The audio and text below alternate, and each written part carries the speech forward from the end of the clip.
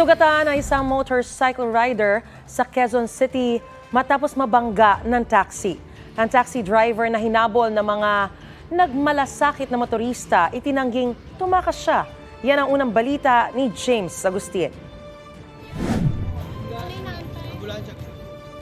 Nagtamo ng mga sugat sa noo pa ang isang babaeng motorcycle rider matapos mabangga ng taxi sa Barangay South Triangle, Quezon City kaninang alas 2:30 na madaling araw.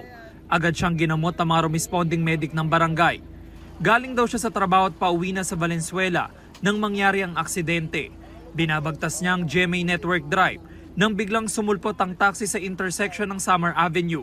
Pauwi na po ako pagdahan-dahan, ang bilis talaga ng takbo ng taxi talaga. Hindi ba lang tumingin kaliwat kanan. Tapos paano na ako, dire-diretso. Just bigla niya ako iniwan doon. Naiwan na nakabanggang taxi ang bumper at plaka nito sa lugar.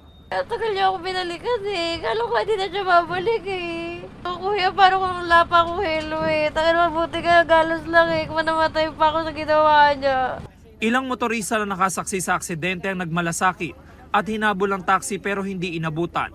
Kwento nila mabilis ang takbo ng taxi at hindi nagmenor sa intersection.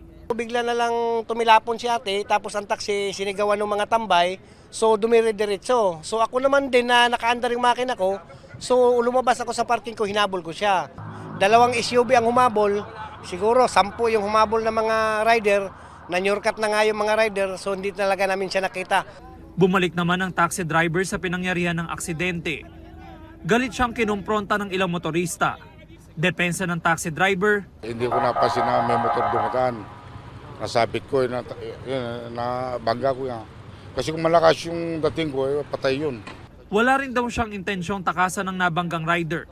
Inihatid lang daw muna niya ang sakay na pasahero. Lumigaw ako dyan tapos lumigaw ako dyan sa kandukan ko lang. Sa Victoria bumaba po. So hindi niyo tinakasan? Hindi po. Taranta ko rito, taranta rin ako doon sa pasahero ko. Tumakas po siya, hindi po totoo yun na binababalikan niya at may pasahero siya. Wala po siyang pasahero talaga. Yun po ang totoo. Nasa kusodiya ng QCPD Station 4 ang taxi driver habang nagpapatuloy ang investigasyon ng mga otoridad. Ito ang unang balita. James Agustin para sa GMA Integrated News.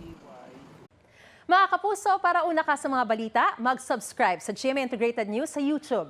Sa mga kapuso abroad, subaybayan niyo po kami sa GMA Pinoy TV at sa www.gmanews.tv.